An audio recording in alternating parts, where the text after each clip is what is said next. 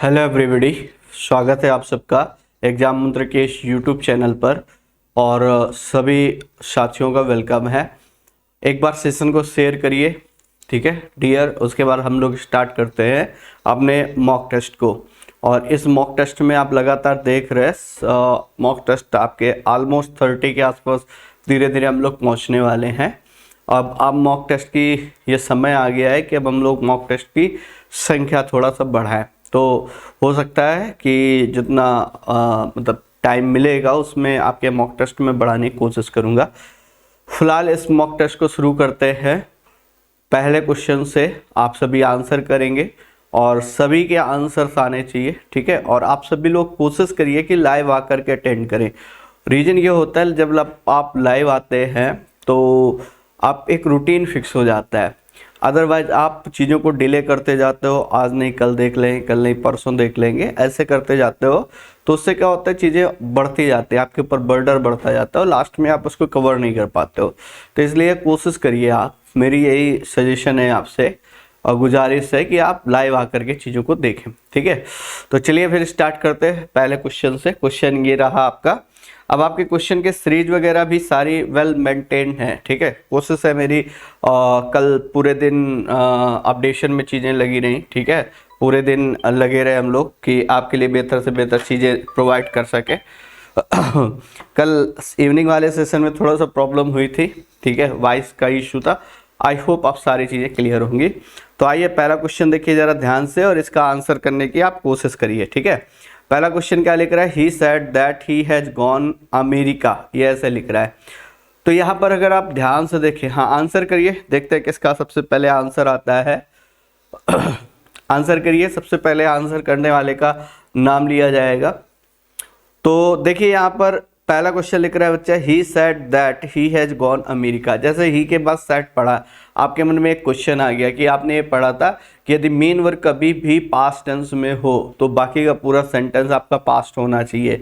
तो सैड से पता चल रहा है सेकंड फॉर्म सैड मतलब पास्ट हो गया। तो आगे जो यूज कर रहे हो ही हैज गॉन अमेरिका, वो गलत हो जाएगा और इसके साथ हम क्या लिखेंगे यहाँ पर, ही हैज गॉन अमेरिका, ठीक है। क्लियर है गाइज। तो ये सही आंसर हो जाएगा इसका क्वेश्चन नंबर कौन सा, 27 का। गॉट इट, समझ आ रही बात भाई, ओके। तो पहले का जो पार्ट इनकरेक्ट है तो ए पार्ट तो सही है, दूसरा पार्ट इनकरेक्ट है बी वाला। तो फर्स्ट में ध्यान दीजिएगा, फर्स्ट का जो इनकरेक्ट पार्ट है बच्चा वो है कौन सा, बी पार्ट, ठीक है। सेकंड क्वेश्चन में आइए। सेकंड क्वेश्चन देखिए जरा, व्हेन वी रीच देयर, ठीक है, were nobody in the house, ठीक है। When we reach there were nobody in the house, ये ऐसे लिख रहा है बच्चा। सेंटेंस को आराम आराम से देखा करो आप, जब भी कॉमन एरर के क्वेश्चन सॉल्व किया करो। ज़्यादातर बच्चों की यही डाउट रहता है कि सर कॉमन एरर के क्वेश्चन नहीं सॉल्व होते। सॉल्व होंगे बच्चा, पेशेंस रखो, चीज़ों को आहिस्ता आहिस्ता पढ़ो, जल्दबाजी में मत करो। जितनी जल्दबाजी में करोगे उतनी प्रॉब्लम आएगी। कोशिश करो धीरे धीरे उनको सॉल्व करने की, ठीक है। इस क्वेश्चन को भी बड़े आसानी से सॉल्व कर सकते हो बच्चा। कैसे सॉल्व करना है जरा देखो जरा। जहाँ पर प्रॉब्लम है वहाँ पर मैं बता रहा हूँ आपको, देयर, जहाँ पर प्रॉब्लम है मेरे ख्याल से विजिबल होगा, विजिबल है यहाँ से। जैसे लिख रहा है बच्चा, देयर वर के बाद क्या कह रहा है, नोबडी इन द हाउस। मैंने इसके बारे में आपको पढ़ाया था, ठीक है। मैंने इसके बारे में भी आपको बताया, दोनों चीज़ों के बारे में आपको बताया। और जिन लोगों को आंसर्स नहीं मिल पा रहे हैं वो एग्जाम मंत्रा का टेलीग्राम चैनल ज्वाइन कर लें, उनको सारे आंसर्स और क्वेश्चंस की पूरी पीडीएफ भी आपको मिल जाएगी, ठीक है। तो उसमें आप कोशिश किया करें। तो जिन लोगों के पास भी नहीं है, ठीक है, वो लोग करेंगे क्या, एग्जाम मंत्रा कानपुर के नाम से टेलीग्राम चैनल है, एग्जाम मंत्रा कानपुर के नाम से टेलीग्राम चैनल है, इसको आप जाकर के ज्वाइन कर लीजिए, ठीक है। यहाँ पर अब क्विज भी आपके लिए स्टार्ट कर दिए मैंने, ठीक है। तो क्विज भी आपके स्टार्ट हो गए हैं अलग अलग सब्जेक्ट के, वो भी क्विज टाइम टू टाइम्स होते रहेंगे। और यहाँ पर सारे नोटिफिकेशंस आपको मिल जाएंगे, जो भी क्लास होनी होगी नहीं होनी होगी, तो सारा कुछ। तो ये एक माध्यम हो जाएगा हमारे आपके बीच के इंटरलिंक का, चलिए फिलहाल वापस आते हैं इस क्वेश्चन पे। There were nobody. अब इस क्वेश्चन में बच्चा ध्यान से देखो, मैंने ये कहा था ये जो देयर जब भी सेंटेंस के स्टार्टिंग में लिखते हो ये होता है इंट्रोडक्टरी प्रोनाउन। आईपी लिखा है इसको, आईपी का मतलब हो गया बच्चा इंट्रोडक्टरी प्रोनाउन, ठीक है। फिर से पूछ रहा हूं, सेंटेंस में अगर देयर स्टार्टिंग में लगा है तो उसको क्या कहोगे? उसको बोलेंगे बच्चा इंट्रोडक्टरी प्रोनाउन, जो किसी के इंट्रोडक्शन के लिए यूज किया गया है सेंटेंस में। उसका खुद का कोई मीनिंग नहीं है, स्वयं का कोई मीनिंग नहीं है, इस बात का ध्यान रखिए। तो यहाँ पर वही चीज कह रहा है कि ये जो आईपी लिख रहा है इंट्रोडक्टरी प्रोनाउन है, और जब ये इंट्रोडक्टरी प्रोनाउन है, ठीक है, तो इसके अनुसार वर्ब नहीं लगी। वैसे लग ऐसा रहा है कि इसके अनुसार वर्ब लग रही है, लेकिन ये वर्ब लग रही है नोबडी के अनुसार। क्लियर? तो इसका मतलब है इसके अनुसार नहीं है, इसके अनुसार है। अब एक बात बताओ, मैंने आपको सिखाया था वन या बडी का कोई भी प्रोनाउन हो, वन या बडी से कोई भी क्वेश्चन एग्जाम में आ जाए आसानी से टैकल करोगे। बताई थी बात, एक एक चीज सिखाई थी कि वन या बडी से कोई वर्ड बन रहा हो उसको ही मान लो, सारी समस्याएं आपकी खत्म हो जाएंगी। क्या मानोगे बच्चा? यहाँ पर मान लो उसको ही, और जैसे ही मानोगे केवल क्वेश्चन टैग बनाते समय इसको दे माना करो, बाद बाकी सब जगह ही मान करके चलो। जैसे ही माना तो ही के अनुसार यहाँ पर क्या लगाओगे बच्चा? वॉज। तो राइट आंसर होगा there was nobody in the house. There was nobody in the house. Clear है? समझ आ रही बात भाई? ठीक है, ओके, गॉट इट। चलो भाई चलिए अगले वाले क्वेश्चन पे चलते हैं बच्चा, नेक्स्ट। तो यहाँ तक कोई समस्या मेरे ख्याल से आपको नहीं होनी चाहिए और ना ही है। आइए अगले क्वेश्चन की तरफ मूव करते हैं। क्वेश्चन नंबर नेक्स्ट देखिए बच्चा, थर्ड। मेरे ख्याल से थोड़ा सा आपके लिए इसको थोड़ा सा और जूम किया जाए तब मजा आए, तब आप प्रॉपरली देख पाए। ठीक है, चलिए भाई ले लीजिए। Why you are going away so early, ये लिख रहा है। ठीक है, इसको बताओ जरा बच्चा, क्या करोगे? इस क्वेश्चन का आंसर क्या होना चाहिए? कैसे कर पाओगे? ये बताओ जरा, आप फटाफट आंसर करने की कोशिश करो। Why you are going away so early, ऐसे लिख रहा है। अब यहां पर भी बिल्कुल आसान सा कॉन्सेप्ट है, पहले तो आप ध्यान से सुनो तो एक एक चीज आपको समझ आएगी बड़े आसानी से। ठीक है, कैसे समझ आएगी? फिर से समझो। मैंने बताया था WH फैमिली के वर्ड के बारे में। फिलहाल आपके आंसर देख लेता हूं मैं एक बार, करिए जरा, आंसर करिए आप लोग, कोशिश करो बच्चे एक बार।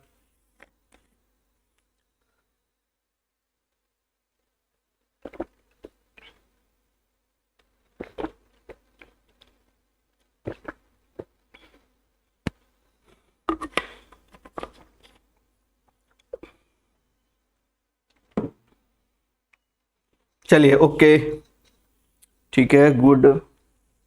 चलिए देखिए, इसमें क्या करोगे, बिल्कुल आसान सी बात समझो। वाई जो है ये WH फैमिली से बिलोंग करने वाला वर्ड है। ठीक है, कौन सा वर्ड है? वाई। तो ये कौन सा वर्ड है बच्चा? WH फैमिली से बिलोंग करने वाला वर्ड है। किससे बिलोंग कर रहा है? WH फैमिली से। ठीक है, इतनी बात समझ आ रही? WH फैमिली वाले वर्ड सेंटेंस में बच्चा दो काम करते हैं। कौन कौन से दो काम करते हैं वो समझना। ठीक है, एक काम करते हैं ये क्वेश्चन वर्ड का, QW का। ठीक है, और एक दूसरा काम करते हैं ये किसका बच्चा? कनेक्टर का, कंजक्शन का।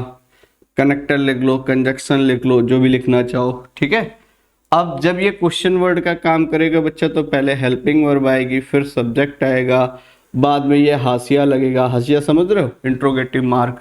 जब ये कनेक्टर होगा तो पहले सब्जेक्ट, फिर helping verb, then after main verb and sentence will be stop with the help of full stop. तो यहाँ पर क्या करोगे? हेल्पिंग वर्ब के बाद सब्जेक्ट या सब्जेक्ट के बाद हेल्पिंग वर्ब। तो आपको सेंटेंस को पेशेंसली पढ़ना है। ठीक है, कैसे पढ़ना है कि ये है क्या। अब ये देखो वाई से स्टार्ट हो रहा है, लास्ट में इंट्रोगेटिव मार्क भी लगा है, इसका मतलब है ये इंट्रोगेटिव सेंटेंस है। जैसे इंट्रोगेटिव सेंटेंस पता चला तो वाई के तुरंत बाद सब्जेक्ट आएगा कि हेल्पिंग वर्ब, तो हेल्पिंग वर्ब आएगी। अभी हमने सीखा जब हेल्पिंग वर्ब आएगी तो बच्चा आर पहले आ जाएगा और इसके बाद क्या आ जाएगा? यू। तो why are you going away so early, why are you going away so early. Clear? चलो क्वेश्चन नंबर 4, ये भी बिल्कुल आसान सा क्वेश्चन है बच्चा। None of my brothers are helping me in my work, ये ऐसे लिख रहा है, नन ऑफ माई ब्रदर्स, मेरे भाइयों में से कोई भी नहीं, ठीक है, are helping me in my work, मेरे काम में सहायता कर रहा है। मतलब कोई भी मेरे भाइयों में कोई भी ऐसा नहीं है जो मेरे काम में मेरी सहायता कर रहा हो, ठीक, ये कह रहा है। तो देखो इसको बच्चा समझो, एक एक पॉइंट, सारी चीजें मैं तोड़ना सिखा रहा हूं आपको। प्रैक्टिस सेट को कैसे करना है, किस तरीके से आप बेहतर तरीके से कर पाएंगे, वो सारी चीजें यहाँ पर आपको समझनी है, ठीक है।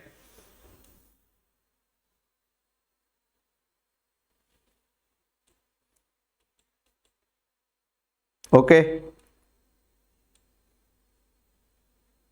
चलिए अगले क्वेश्चन में चलते हैं बच्चा, ठीक है। देखिए ये लिख रहा है नन ऑफ माई ब्रदर्स, ये ऐसे लिख रहा है बच्चा, none of my brothers are helping me. देखिए कट तो नहीं रहा है, ठीक है, क्लियर है। और यहां पर लिख रहा है आर हेल्पिंग मी। अब इसको तोड़ो जरा, ये बच्चा लिख रहा है सबसे पहले नन, ठीक है, नन के बाद क्या लग रहा है बच्चा, ऑफ। ऑफ जानते हो बच्चा प्रपोजिशन होता है, प्रपोजिशन के बाद क्या लिखते हो, ये ऑब्जेक्ट लिखते हो, तो ये हो गया ऑब्जेक्ट। इसका मतलब ये क्या बन गया बच्चा, सब्जेक्ट। और जैसे सब्जेक्ट बना तो इसके अनुसार वर्ब आएगी नहीं, वर्ब आएगी इसके अनुसार, जब इसके अनुसार आएगी तो क्या करोगे बच्चा, इज का यूज करोगे। तो none of my brothers is helping me in my work, ठीक है, क्लियर। चलिए 4 भी क्लियर हो गया, समझ आ रही होगी बात। आइए अगले क्वेश्चन की तरफ बढ़ते हैं बच्चा। कह रहा identify the correct preposition. Preposition के क्वेश्चन आप जैसे कि जानते हो भरपूर आते हैं, ठीक है, भर के क्वेश्चन आते हैं प्रपोजिशन के, ठीक है। तो आप भी इसमें बिल्कुल अटेंटिव हो जाओ कि प्रपोजिशन के क्वेश्चन हमें कैसे करने हैं। कह रहा the property has been divided, fill in the blank two brothers. एक तो पहले डिवाइडेड वर्ड के साथ देखो प्रपोजिशन कौन कौन से लगते हैं, ये समझना जरा।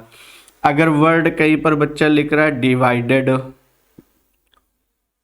डिवाइडेड लिख रहा है, फिर तो समझो वर्ड कौन सा है बच्चा, डिवाइडेड है।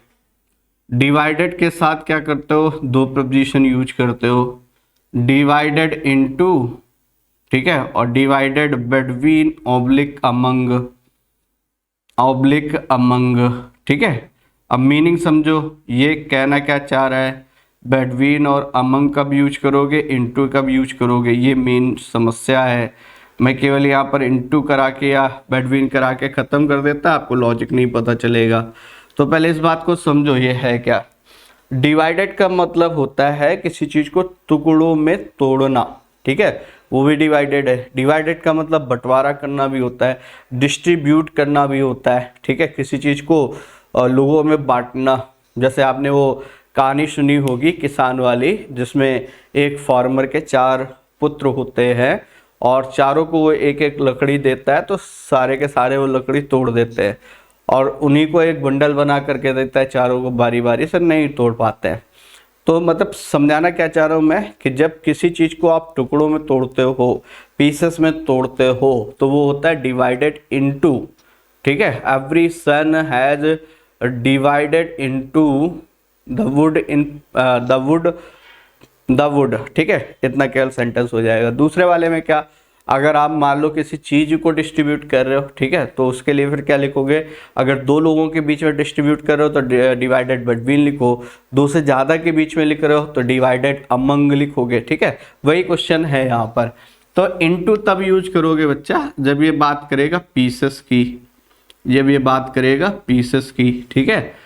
और जब ये बात करेगा डिस्ट्रीब्यूट करने की, यहाँ पर मैं लिख रहा हूँ डिस्ट्रीब्यूट, जब ये बात करेगा डिस्ट्रीब्यूट करने की, ठीक है, तो वहाँ पर क्या करोगे बच्चा, वहाँ पर यूज करोगे बिटवीन या फिर अमंग।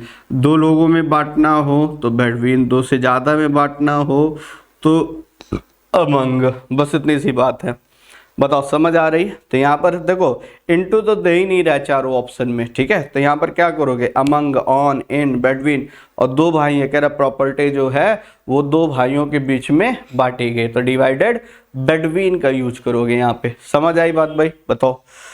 थम्स अप करिए भाई, अगर चीज़ें समझ आ रही तो आप एक बार थम्स अप करके बताइए। अगला क्वेश्चन डायरेक्ट इनडायरेक्ट स्पीच का है। देखो एक बार अपने हाथ आजमाओ भाई, हाथ साफ कर लो, दो इसके दो चार घंटा सही हो जाए क्वेश्चन ये। बताओ भाई फटाफट आंसर करें इस क्वेश्चन का, क्या कर पाओगे 6 का।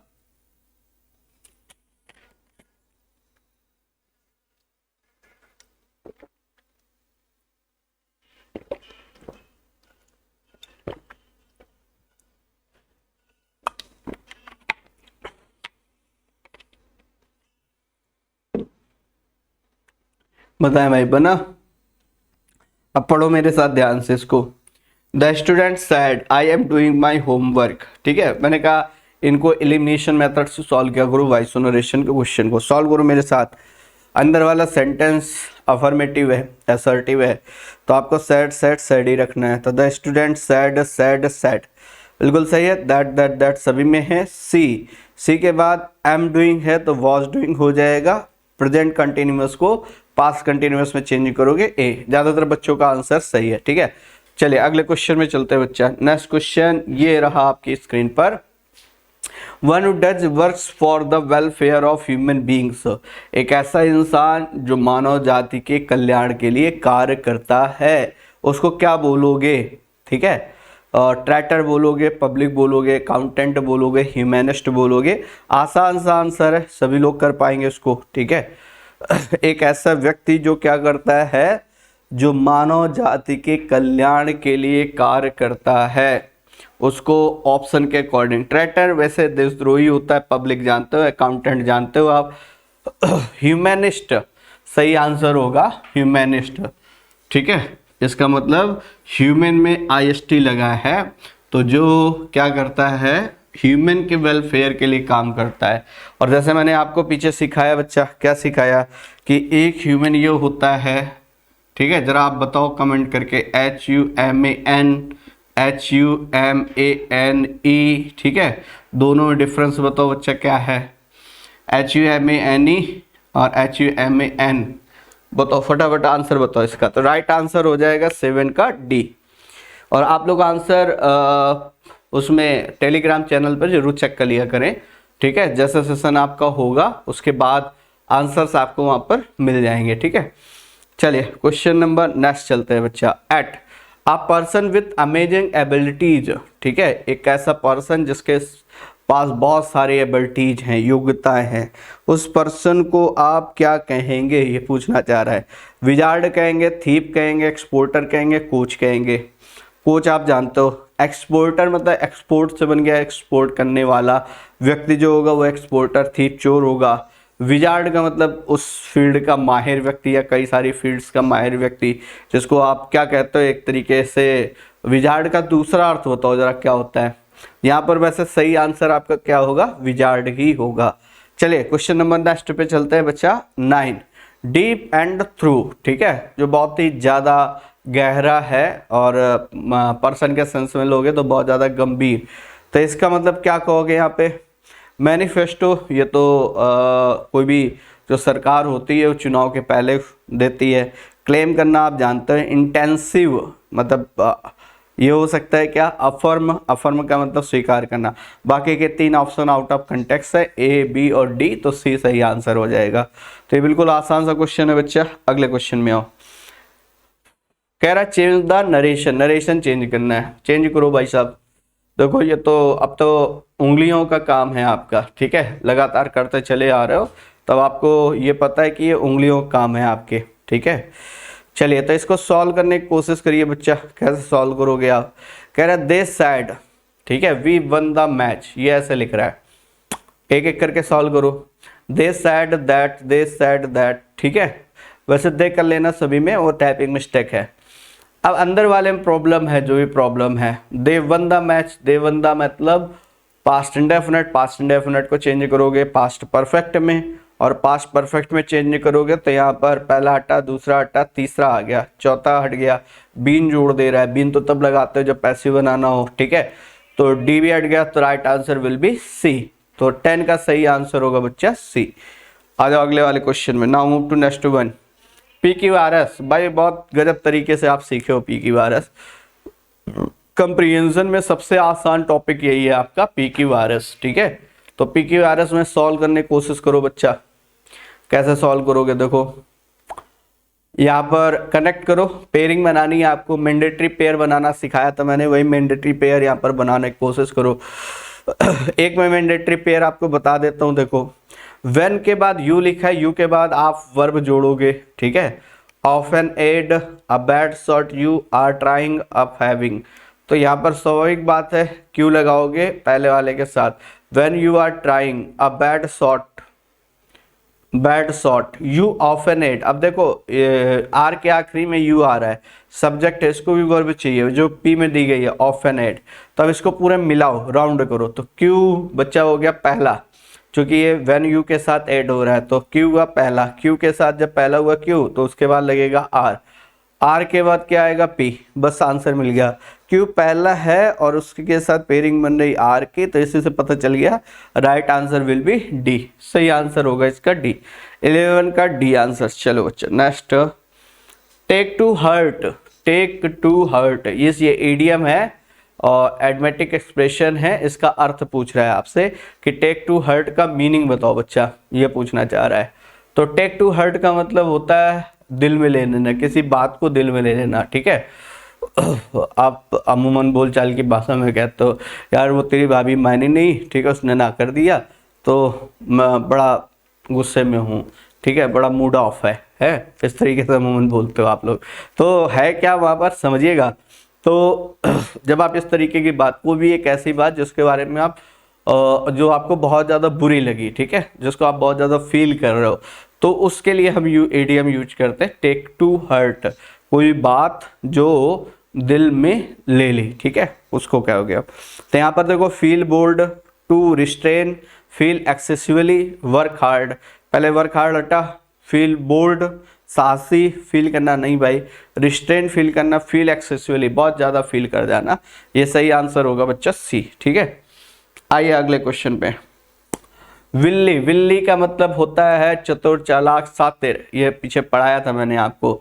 विली का मतलब बहुत ही चतुर या सातिर जिसको बोलते हो, उस तरीके के चालाक पर्सन को हम विली बोलते हैं, WILY। जैसे एस्ट्यूट भी चतुर होता है, ठीक है, लेकिन ये उस तरीके से उस कंटेक्स्ट में आप इसको नहीं यूज करते हो। ASTUTE, एस्ट्यूट, इसका मतलब भी बच्चा होता है चतुर, ठीक है। तो विली का यहाँ पर क्या हो जाएगा बच्चा, वाइज इंटेलिजेंट होता है, स्टूपिड मूर्ख होता है, एंग्री आप जानते हो, कनिंग यहाँ पर सही आंसर हो जाएगा CUNNING, कनिंग, ठीक है। क्लियर है। चलो तो 13 का आंसर भी बच्चा क्लियर हो गया सी। आइए नेक्स्ट क्वेश्चन, अगले क्वेश्चन में आते हैं बच्चा। इंसिपिड, इसका आपको सिनोनिमस वर्ड बताना है। इंसिपिड का मतलब होता है कोई चीज़ जो बहुत ज़्यादा बोरिंग हो उसको इंसिपिड बोलते हैं। कोई चीज़ जो बिल्कुल टेस्टलेस हो, ठीक है, मतलब जिसमें कोई टेस्ट ही ना हो, उसको बोलते हैं इंसिपिड। ये मैंने आपको निमोनिक से याद कराया था अगर आपको याद हो तो। और वो कैब के सेशन हम लोग स्टार्ट करने वाले हैं मंडे से, रात 10 बजे हम लोग मिलेंगे, ठीक है, देखना ना भूलिएगा आप बीती रात 10 बजे। आइए तो इसके बाद इंसिपिड का मतलब क्या होता है। इंसिपिड इन स्पीड से याद कराया था अगर आपको याद हो तो। इन स्पीड का मतलब कोई चीज़ जब आप स्पीड में पी गए, इसका मतलब उसका टेस्ट नहीं मिला। इस तरीके से निमोनिक्स बनवाया था आपको। तो वही यहाँ पर देखो, पहला कलरफुल लिख रहा है, दूसरा कलरलेस लिख रहा है, डल लिख रहा है, टेस्टी लिख रहा है, ठीक है। तो टेस्टी अपोजिट हो गया, डल इसका सही सिनोनिमस हो गया। अगला क्वेश्चन क्या कह रहा है बच्चा, the office is situated the road. जो ऑफिस है वो कहाँ पर है, फ्रॉम द रोड है, टू द रोड है, ऑफ द रोड है, ऑफ द रोड है। तो यहाँ पर सही आंसर होगा बच्चा कौन सा, ऑफ, OFF। हाँ बच्चा बिल्कुल सही कह रहे हो भाई आप लोग, ज्यादातर के आंसर सही जा रहे हैं। Good good, you are doing well. The office is situated off the road, ये कर पाओगे आप, ठीक है। चलो अगले क्वेश्चन में आओ बच्चा। नेक्स्ट कह रहा है this bag is made fill in the blank leather. ये मैंने आपको कराया था। चलो अच्छा इन दोनों के आंसर करो, 17 18 के आप आंसर करके बताओ जरा। 17 और 18 के आंसर करेंगे बच्चा, करो जरा कोशिश करो एक बार।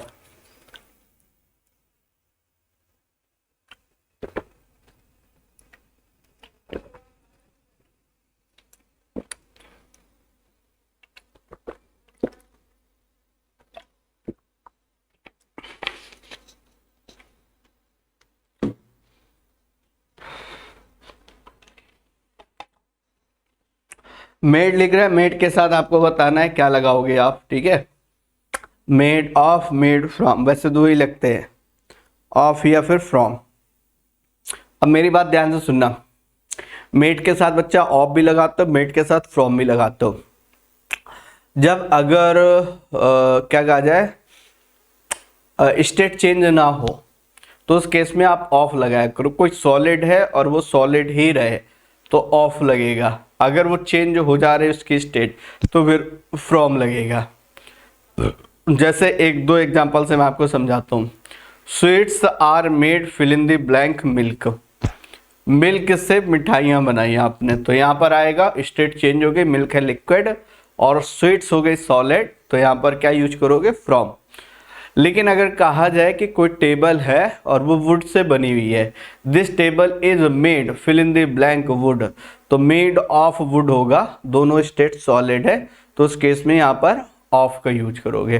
तो वैसे क्वेश्चन है बच्चा, this bag is made fill in the blank leather, कोई बैग है वो लेदर से बना हुआ है, स्टेट चेंज नहीं है, नहीं चेंज है तो ऑफ का यूज करोगे। स्पेलिंग होगी बच्चा OF, क्लियर है। I work in this office, you, by you, to you, from you, below you, तो यहाँ पर सही आंसर होगा बिलो यू। मैं इस ऑफिस में तुम्हारे नीचे काम करता हूँ, तुम्हारे अंडर में काम करता हूँ, अंडर के सेंस में ही यहाँ पर बिलो का यूज कर रहा है, ठीक है। चलिए अगला क्वेश्चन। आइए दो धुआंधार क्वेश्चंस के बाद हम खत्म करते हैं अपनी आज की सभा। आइए क्वेश्चन नंबर 19 क्या कह रहा है बच्चा, to set the people by ears, ठीक है, बढ़िया ईडीएम है, ठीक। ईडीएम को जितना आप वर्डिंग से निकालोगे ना उतना बेहतर होगा। अभी वो कैप के सेशन जब आपके साथ मैं डिस्कस करूंगा तो वहां पर ये चीजें आप सीखोगे धीरे धीरे। To set the people by ears, ठीक है। क्या करना, यहाँ पर देखो पहले तो ईयर सेट कर देना, ईयर सेट करने का मतलब, ठीक है, उनके कान भर दिए आपने, ठीक। मतलब दो पार्टी हैं, आपने क्या किया, इस पार्टी की बुराई इस पार्टी से कर दी और इस पार्टी की बुराई इस पार्टी से कर दी, है ना। फिर दोनों में होगा धमाका, फिर होगा परमाणु बम विस्फोट, है ना, फिर आपको आएगी बहुत भयंकर मजा, ठीक। समझ आ रहे, कुछ लोगों का यही काम होता है? खासतौर से लेडीजें इन कामों में बहुत माहिर होती हैं। चलिए एनीवे वापस आते हैं। तो यहाँ पर क्या कह रहा है, to set the people by ears है, तो इसका मतलब है आपने क्या कर दिया, उन्हें एक्साइट कर दिया, ठीक है, क्वेरल करने के लिए। यहाँ पर देखो टू पनिश हैवली, बहुत ज़्यादा दंड देना। To insult and disgrace people, insult कर देना। टू बॉक्स द पीपल, ये क्या लिख रहा है भाई, to excite people to a quarrel, ठीक है, मतलब झगड़ा करने के लिए उनको एक्साइट करना, ठीक। तो 19 का सही आंसर होगा बच्चा डी। आइए अगले क्वेश्चन पे। He said to me are you a student, ये कह रहा है he said to me are you a student, ये ध्यान दीजिए। डायरेक्ट इनडायरेक्ट का क्वेश्चन सॉल्व करो। आस्ट होगा नहीं, अंदर वाला नहीं, आस्ट ही होगा चूंकि अंदर वाला इंट्रोगेटिव है।